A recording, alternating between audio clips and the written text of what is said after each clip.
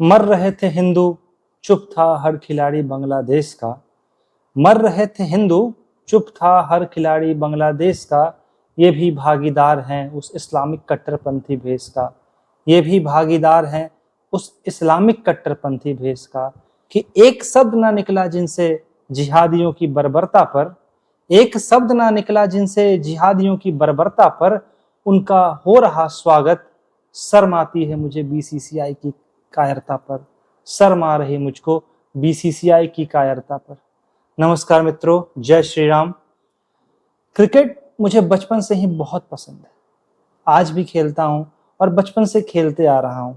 लेकिन जहां पर बात आएगी राष्ट्र की, धर्म की, तो वहां पर क्रिकेट को भी त्यागना पड़ता है। एक तरफ जहां पर बांग्लादेश में लाखों हिंदुओं की बर्बरतापूर्वक हत्या कर दी गई, उनके घरों को जलाया गया, सनातन धर्म के लोगों के मंदिरों को तोड़ा गया, उनकी बच्चियों के साथ, महिलाओं के साथ वहां पर दुर्व्यवहार किया गया। और उस इतनी बड़ी घटना होने के बाद भी बांग्लादेश के एक भी खिलाड़ी से इस बर्बरतापूर्वक जो कार्य किए जा रहे थे, एक शब्द नहीं निकला। उस बांग्लादेशी टीम के साथ हम भारत में क्रिकेट खेलेंगे और उनका भारत में इस प्रकार से स्वागत किया जा रहा है, उन्हें उन पर फूल बरसाए जा रहे हैं, उन्हें शॉल पहनाया जा रहा है, उनके सामने नृत्य किया जा रहा है। मुझे समझ में नहीं आता कि पैसों के लिए किस स्तर पर गिरा जा सकता है। बीसीसीआई जो विश्व की सबसे मजबूत बोर्ड है, सबसे शक्तिशाली बोर्ड है और सबसे पैसे वाली बोर्ड है, लेकिन फिर भी वो चंद पैसों के लिए अपने उसूल, ईमान, धर्म सब कुछ बेच चुकी है। क्योंकि कुछ महीनों पहले ही और अभी भी जारी है जिस प्रकार से बांग्लादेश में हिंसा हो रहा है, लेकिन फिर भी उनके साथ क्रिकेट खेला जा रहा है। किस शर्म से आप भारतीय लोगों के सामने आएंगे और इस मैच को दिखाएंगे कि एक तरफ जो सहभागी थे, जो बांग्लादेशी क्रिकेट टीम में थे, वो मौन थे। तो मौन रहना भी एक तरह से समर्थन ही है। उन्होंने विरोध नहीं किया कि किस तरह से हत्याएं हो रही हिंदुओं की, तो वो एक तरह से समर्थन ही कर रहे हैं अपने जिहादी, अपने इस्लामिक कट्टरपंथियों को।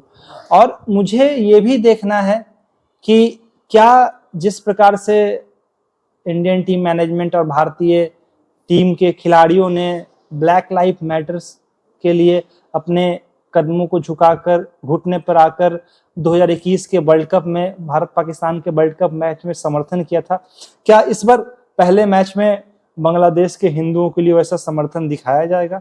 क्या ब्लैक पट्टी बांधकर फिर से घुटनों पर आकर जो बर्बरतापूर्वक हत्याएं हुई बांग्लादेश में हिंदुओं की, जो हिंसा हुआ उन हिंदुओं का, उसके लिए वो समर्थन दिखाएंगे? मुझे तो नहीं लगता, क्योंकि भारतीय टीम भी तथाकथित सेकुलर ही हैं, जो अपनी छवि बेहतर करने के प्रयास में लगे रहते हैं, और जो खिलाड़ी हैं वो भी अधिकतर सेकुलरिज्म के ही मारे हैं।